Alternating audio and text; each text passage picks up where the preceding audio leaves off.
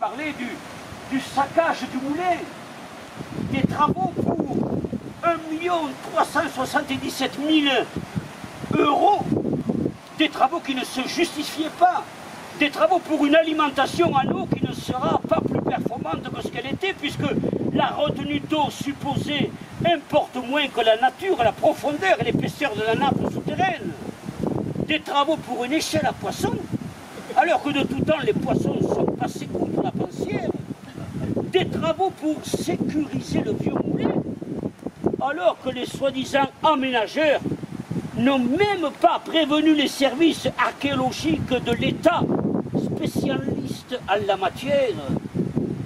Impassible, l'homme a lâché. Pourquoi tu ne les attaques pas en justice?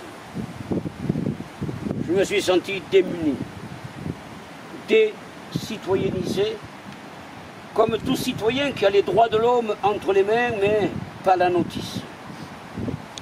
Il n'a pas ajouté à ma culpabilité. Il a repris son tambour.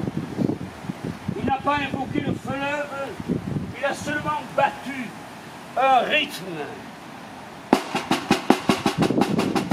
qui avait le souffle et l'odeur de l'héros quand se prépare une crue. Il grimaça parli pas d'aquel escus. Poulet attirera la foule, c'est. Je ne parle pas des destructeurs, tôt ou tard, ils attireront la foudre. Par les sous la main des Socaspas ditch, Mekaskunegut, tout ce monde de la nuit qui éclaire le jour, même si ce monde souterrain n'existe pas ou n'existe plus. Mais j'ai dit à l'homme, mais que veux-tu dire? Et l'homme m'a dit, à Kaunas, la grande caune que tu recherchais sous la maison hantée, et la courque qui cache quoi derrière ce nom?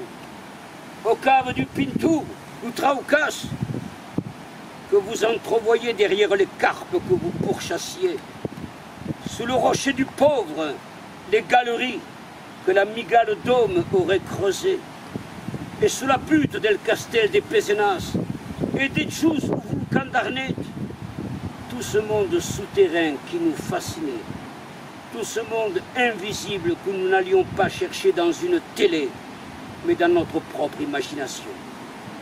Sans son imaginaire, un peuple devient l'esclave de celui qui lui vend le sien.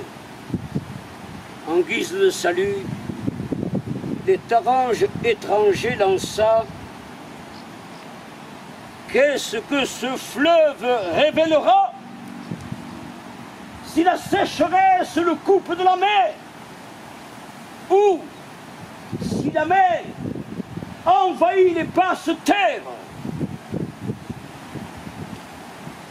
Je me suis retrouvé seul devant ce vieux moulin, seul comme je ne l'avais jamais été.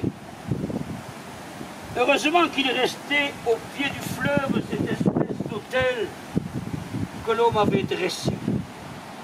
Sans cela, j'aurais cru qu'il n'était jamais venu ou qu'il s'agissait d'un esprit, peut-être l'esprit du fleuve.